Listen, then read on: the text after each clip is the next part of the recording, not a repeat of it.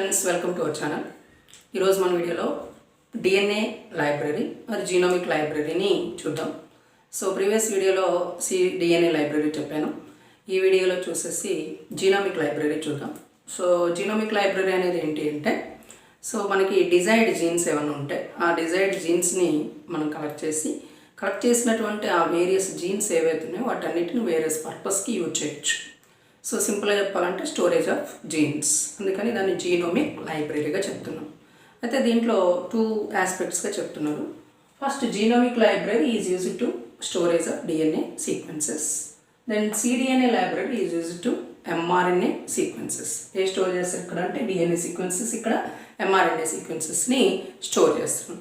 సరే, ఇలా స్టోర్ చేయాలంటే ఫస్ట్ ఏం చేయాలి అంటే, ఏ సెల్స్ అయితే ఉన్నాయో ఆ సెల్స్లో ఉన్నటువంటి జీన్ని మనం ఐసోలేట్ చేయాల్సి ఉంటుంది.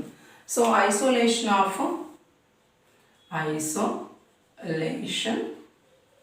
Of DNA. సో సెల్ని సఫికేట్ చేస్తున్నాం. సఫికేట్ చేసినటువంటి సెల్ ఏదైతుందో సెల్ని సఫికేట్ చేసి దాని నుంచి న్యూక్లియస్ నుంచి మనం డిఎన్ఏని సపరేట్ చేస్తున్నాం అనుకో. సో వచ్చినటువంటి డిఎన్ఏని తర్వాత సపోజ్ ఇక్కడ సపరేట్ చేసినటువంటి డిఎన్ఏ అనుకుందాం, హ్యూమన్ డిఎన్ఏ అనుకుందాం.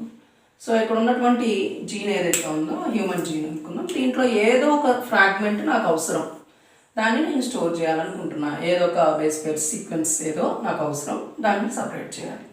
So then this human isolated DNA is cleave with restriction endonuclease. So restriction ఎండోన్యూక్లియస్తో వాటి మొత్తాన్ని మనం ఇలా చిన్న చిన్న ఫ్రాగ్మెంట్స్ లాగా క్లీవ్ చేస్తున్నాం. రెస్ట్రిక్షన్ ఎండోన్యూక్లియస్ క్లీవ్స్ ఏదైతుందో వాటితో క్లీవ్ చేస్తున్నాం.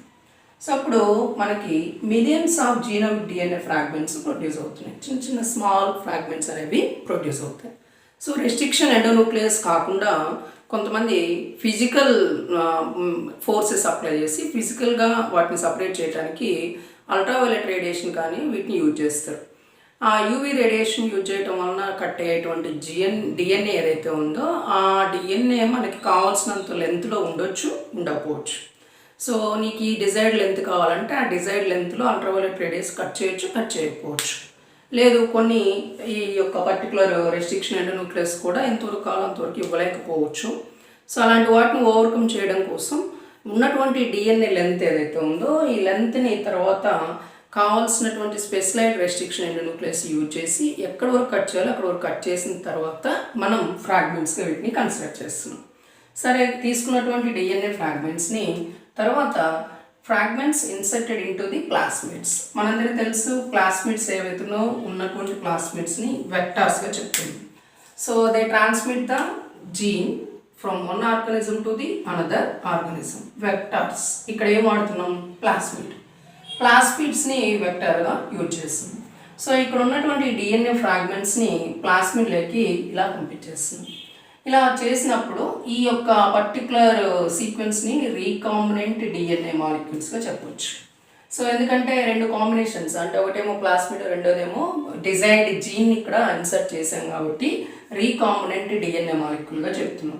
ఈ రీకాంబినెంట్ డిఎన్ఏ మాలిక్యూల్లో మనం ఇక్కడ లైగేషన్ కోసం T4 డిఎన్ఏ లైగేజ్ని యూజ్ చేస్తాం.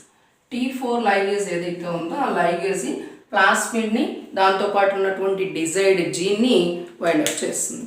సో చూస్తే చూడండి, ఇదంతా ప్లాస్మిడ్ పార్ట్ అనుకుంటాం, రెడ్ కలర్ అంతా ఇది ప్లాస్మిడ్ పార్ట్ అయితే ఈ బ్లూ కలర్లో ఉన్నటువంటిదంతా మన డిజైర్డ్ జీన్గా చెప్తున్నాం.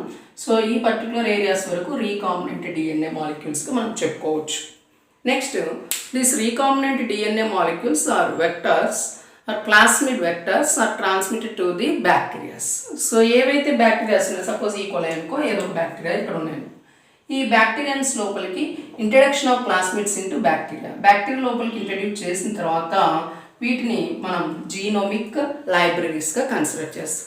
అలాంటి లైబ్రరీస్ అన్నిటిని స్టోర్ చేసి ఎప్పుడైనా ఆ జీనోమిక్ సీక్వెన్స్ కానీ లేదా డిఎన్ఏ ఫ్రాగ్మెంట్స్ వల్ల ఏదైనా యూజ్ ఉన్నప్పుడు వాటిని మనం ఆ పర్పస్ పీసీఆర్ కోసమో లేదంటే వేరే ఏదైనా ప్రోటీన్స్ ప్రొడ్యూస్ చేయడానికో జీన్ స్టడీకో ఇలాంటి వాటికి యూజ్ చేసి వాటి గురించి స్టడీ చేస్తాం అన్నమాట. సో ఇలాంటి ఆస్పెక్ట్ని మనం జీనోమిక్ లైబ్రరీగా చెప్తాం. Thank you for watching.